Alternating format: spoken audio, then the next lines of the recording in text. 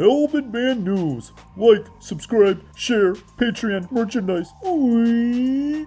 And here's what's going on in Washington. I didn't really mention it at this point because to me it just seems like such an obvious and overused move by the president, which is, terrible death toll today, divert attention away from that and all the things that aren't being done or have been failed to do by lobbing a hand grenade or trying to create some new villains to rail against and pretend as if you're going to be powerful and strong.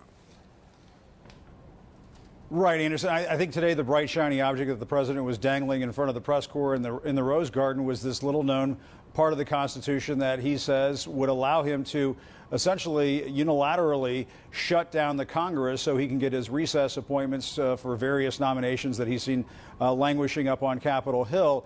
The problem with that, Anderson, is a couple of things. One is it's never been done before, and so there are constitutional scholars who are saying, hold on a second, Mr. President, what are you talking about here?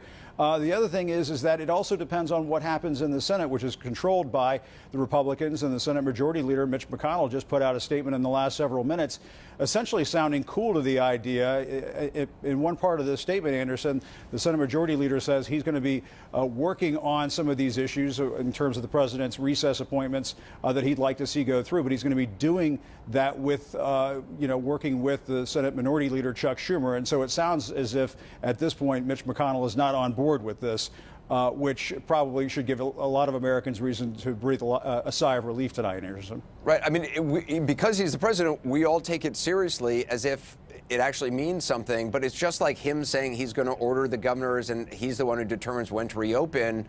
As we were saying, that's not his role. He doesn't have that constitutional ability, but he dominates the news cycle for yet another night by this, headline that he's going to adjourn Congress in the middle of the pandemic to appoint his nominees. I mean, do the bulk of these appointments have anything to do with the urgent needs during the pandemic?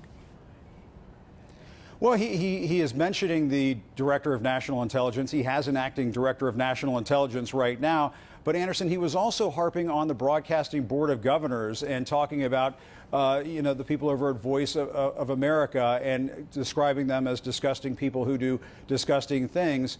This is another sign of the president's authoritarianism that is really coming out, out of the shadows to some extent during this pandemic. He is essentially railing against the people at Voice of America because they won't put out propaganda about his administration, saying what a wonderful job he's doing, a theme that we've heard before. But Anderson, one thing we should point out is that right now there's an acting secretary at the Department of Homeland Security. The president has had over a year now to put in place a permanent Secretary of Homeland Security, and he hasn't done that at this point. And that has little to do with, lawmakers not doing what he wants up on Capitol Hill.